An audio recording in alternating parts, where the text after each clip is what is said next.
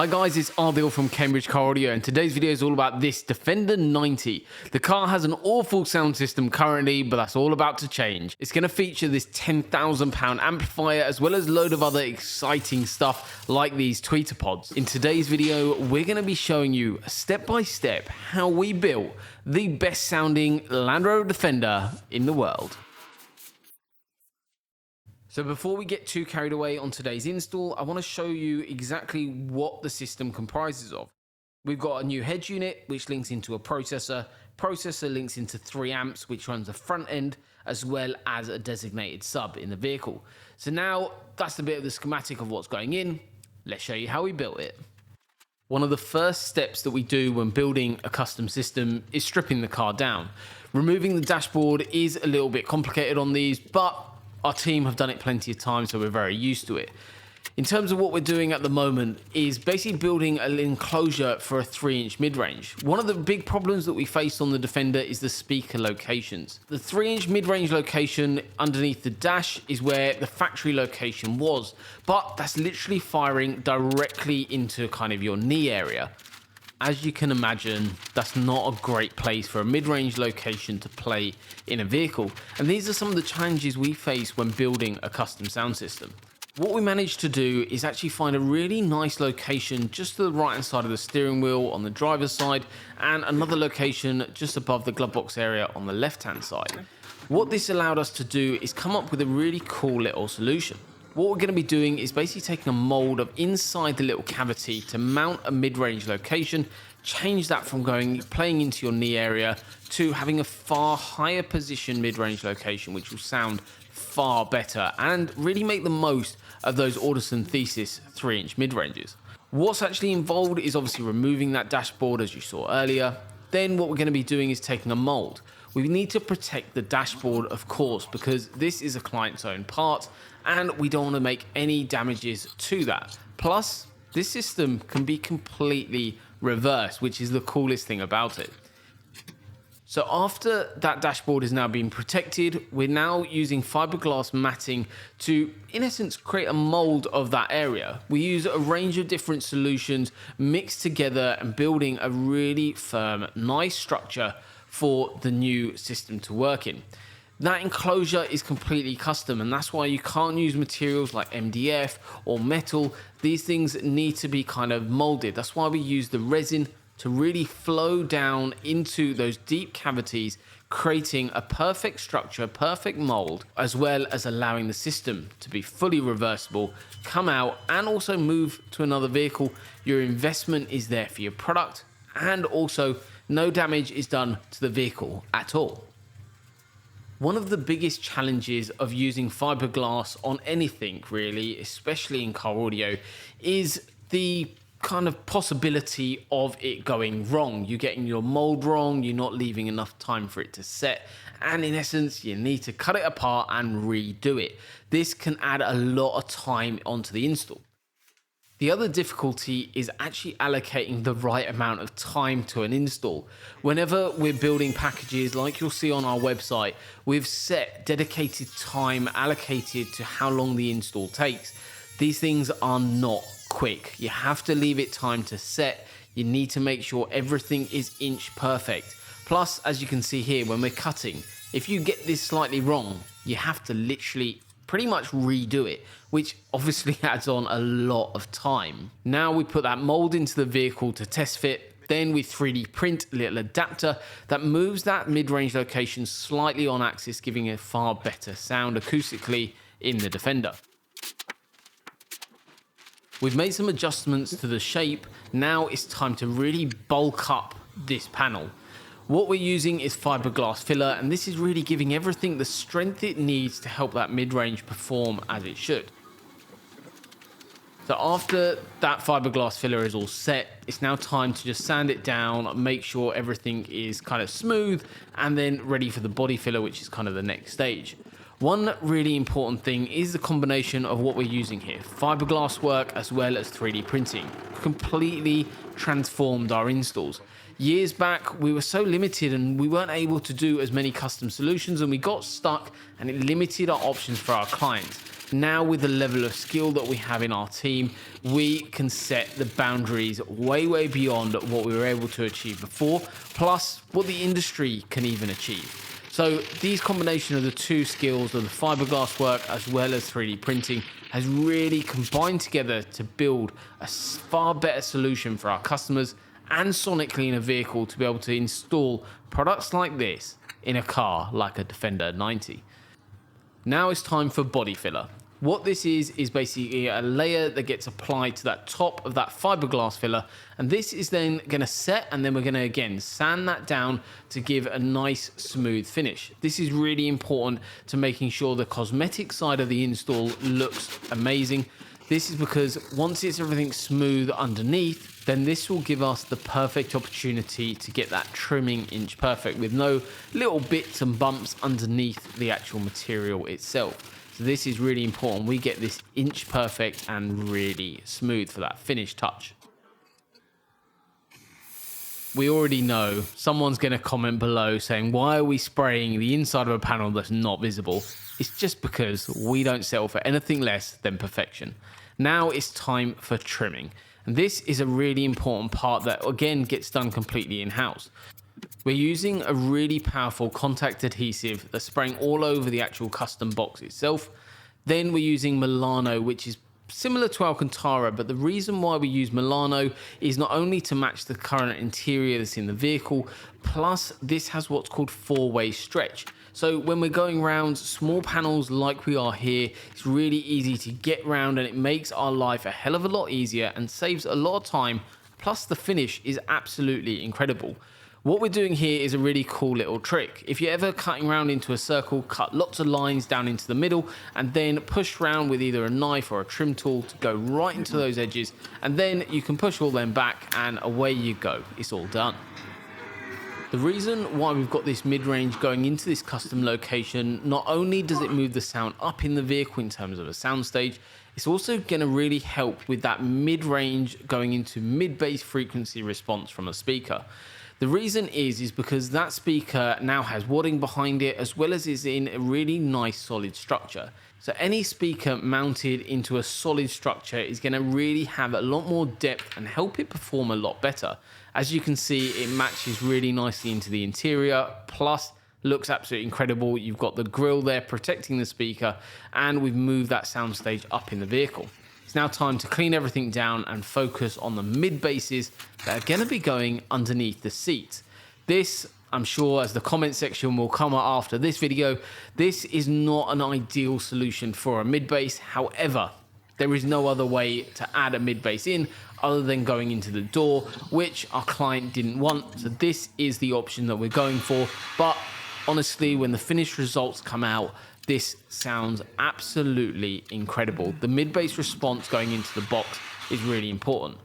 So what we're doing now is basically getting those cables really nice and secure. Obviously, a vehicle moves, and obviously speakers and terminals can work their way loose. However, not with the way we do installs.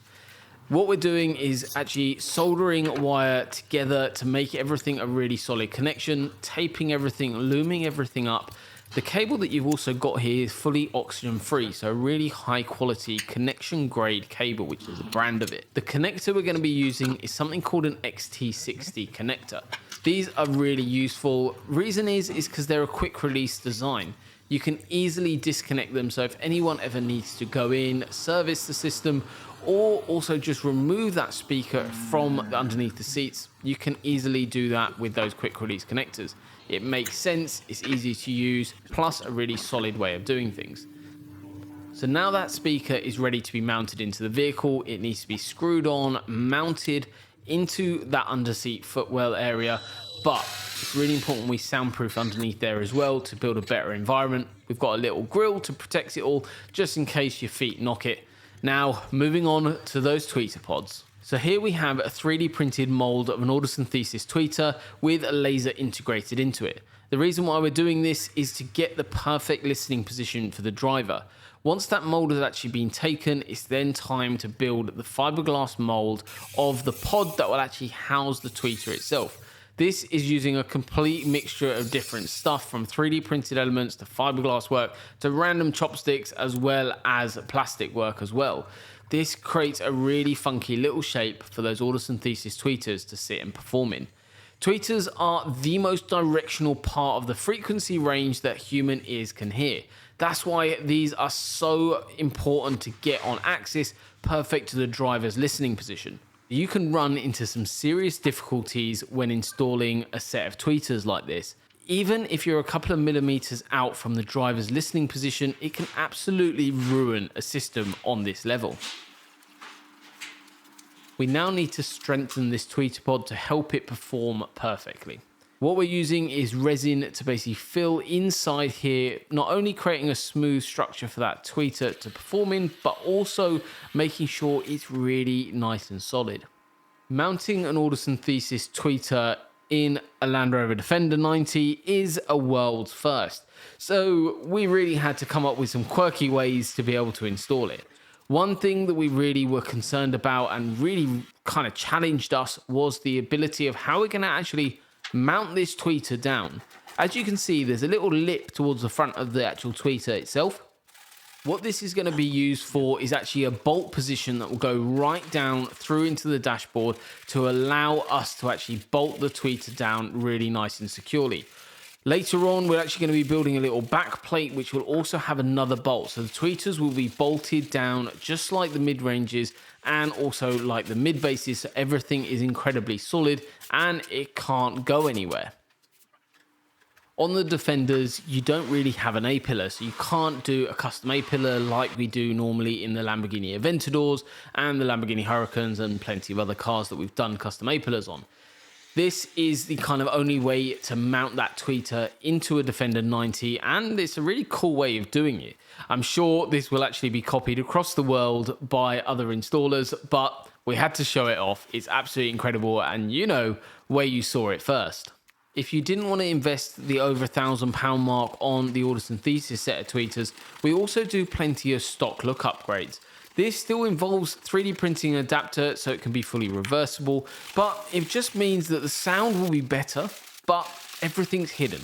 That behind the stock grille, you'll find the new component out of sight, out of mind, but sounding a lot better. Plus, with the 3D printers adapters, we make it so it's reversible, you can move it to the next car, so you always have a great sounding car.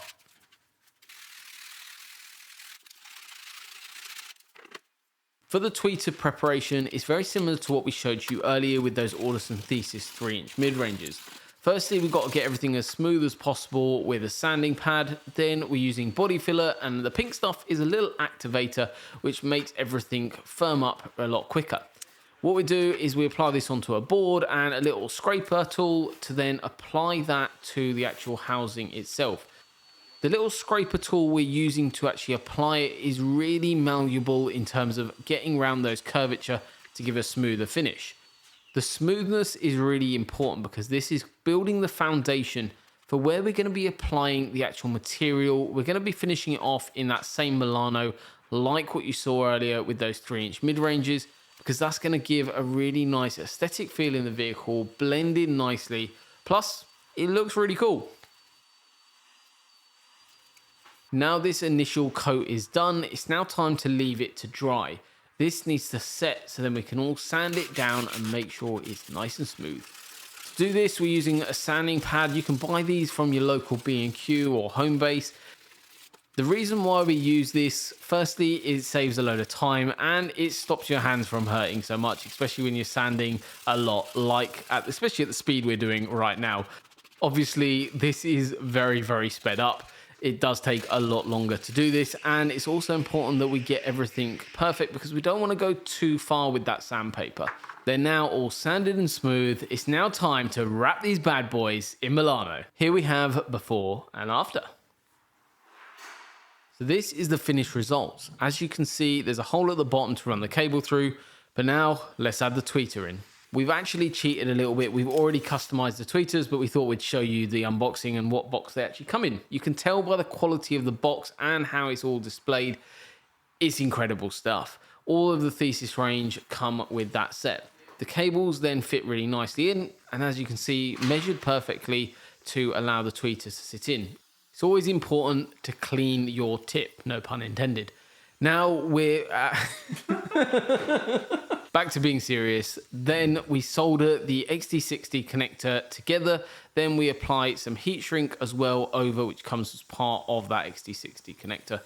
This is really important to create a really solid join for making sure everything doesn't move on the system, and it also lasts forever.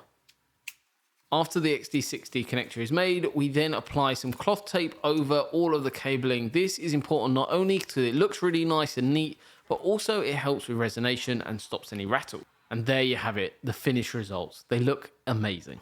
All that's left is to connect cables, bolt it down, and enjoy.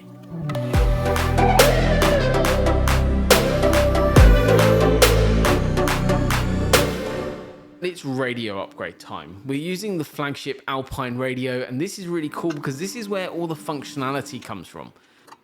Adding this type of functionality makes a hell of a difference to your driving experience. This unit features wireless Apple CarPlay as well as wireless Android Auto, so you can enjoy your favorite music via Spotify, Tidal, as well as having navigation all live on a 7-inch touchscreen inside a phenomenal looking dashboard now. Part of the conversion is also 3D printing this plate that sits on the side, relocate some of the buttons, plus we can add in the sound system controller, the Audison DRC MP, into a custom location. This allows for bass control as well as different presets for the sound system. The sub we're going to be using is a Hertz Mille Legend 8-inch sub. It's only a small sub, but it's going to pack a punch with the way we're installing it. This is a sub box built out full marine ply. These little blocks here are going to be actually bolted down through the vehicle, through down onto the chassis. This is going to allow for massive bass transfer only from a small 8-inch sub. This box is incredibly weighty, and as you can see, it sits perfectly, kind of mirroring that cubby box. And here we have the finished result. We decided to go for a two-tone effect of carpet and Milano. Reason is because that was what the upholstery in the back of the vehicle was already like. At the back, we've got the XT60 connector for the cable, and it's now time to bolt it down into the vehicle.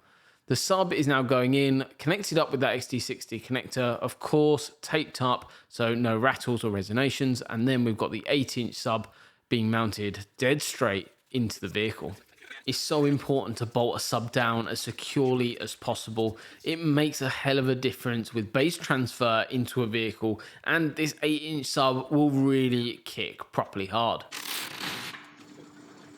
When the client dropped off his vehicle, we noticed that even the Defender letters weren't aligned correctly. So what we're going to be doing is removing those ones. There was a lot of haze, and where previous Defender stickers were, as you can see in the video, what we're going to be doing is stripping them back and giving the vehicle a full correction detail. You can see already in here the amount of swirl marks that are in that paintwork. It's time to get rid of them, give the vehicle a full stage 1 detail as well as ceramic coating, and really transform it.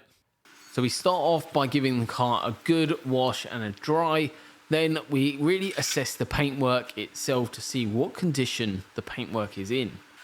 It's then time to actually polish the paintwork using a stage 1 polish, and basically gets rid of around about sort of 70% of the swirl marks. As you can see, it's already looking pretty shiny.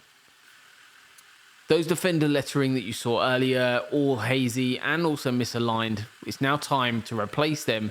New black Defender logo going in, all aligned perfectly, and also with that now stage 1 polish underneath, as you can see already, it's looking pretty good.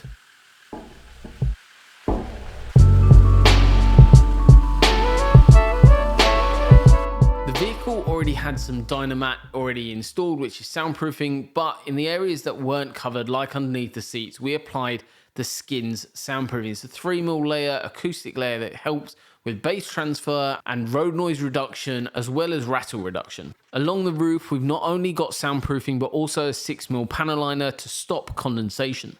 We also stripped down the doors and also found some Dynamat, but not much, so we've removed all of that and re-soundproofed correctly with the Skinz 3mm layer. It's now time to secure the door card, put it all back together, and now make sure everything is rattle-free. Another important area is soundproofing the back door, not only the door itself, but the actual panel that sits on as well.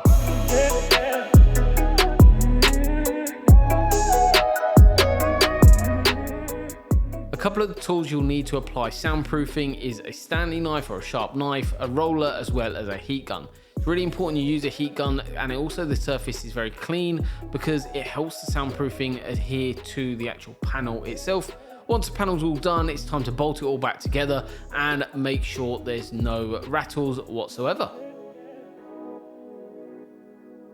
This is part of the beauty panel to hide those amplifiers. You'll see the Defender lettering cut out in the carpet, and then this will be having Defender logo in black embossed into it.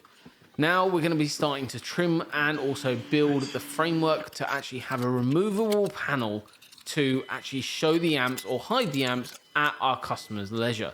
So you have two options. You can either see the amps whenever you want, or you can have it completely hidden. What we're doing here is using a razor sharp blade, cutting with a ruler alongside the Milano reel, making sure, as you can see, it's dead straight. This is really important because it's that finishing touch around the back of a panel. This will actually be visible, so it looks the absolute nuts.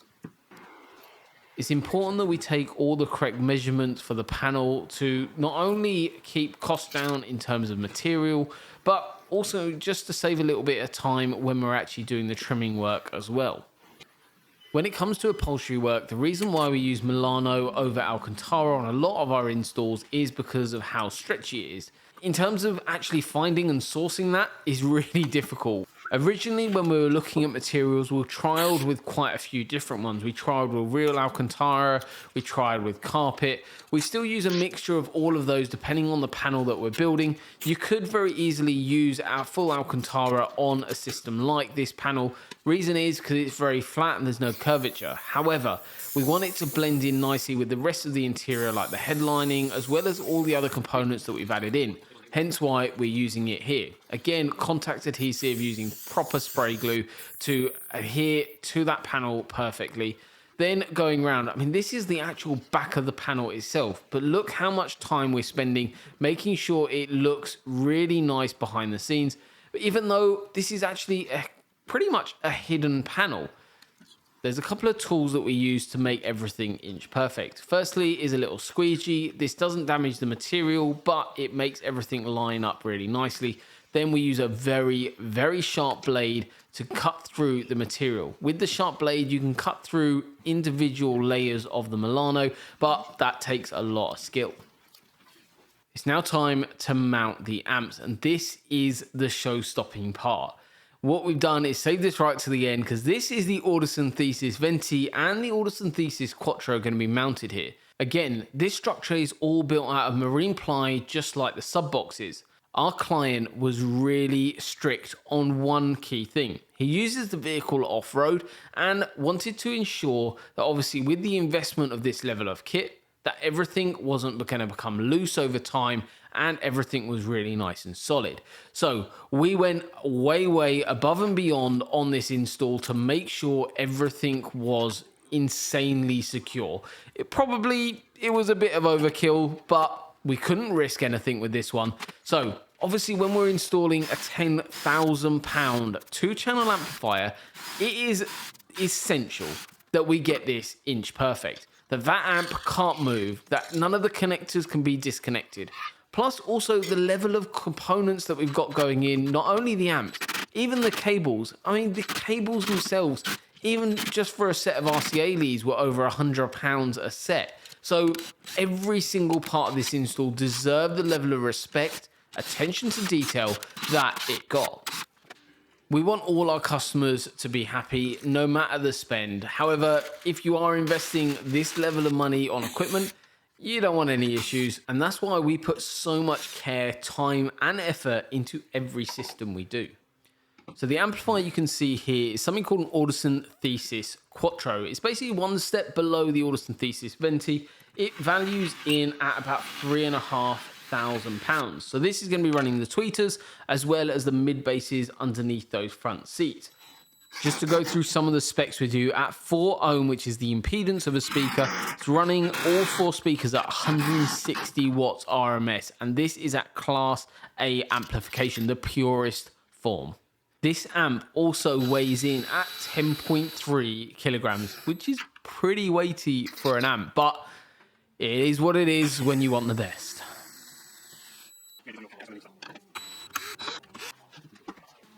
And finally, the Audison Thesis Venti, a 2-channel amp with insane power, weighing in at an incredible 15 kilograms.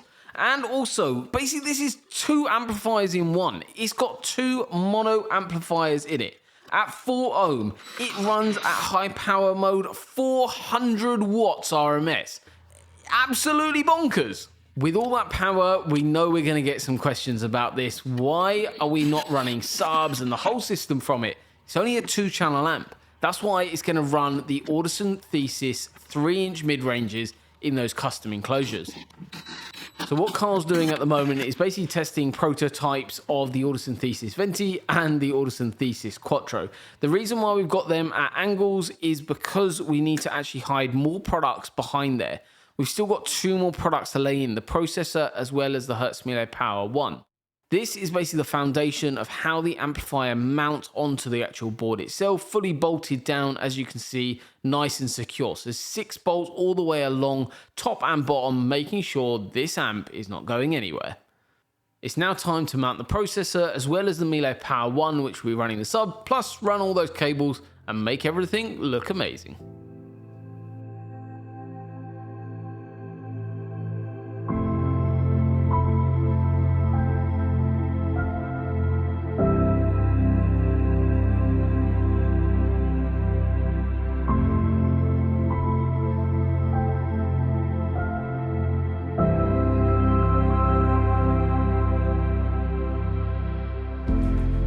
So this is how the bottom layer is going to look like. You can pause the video here if you want to see what's being connected to where.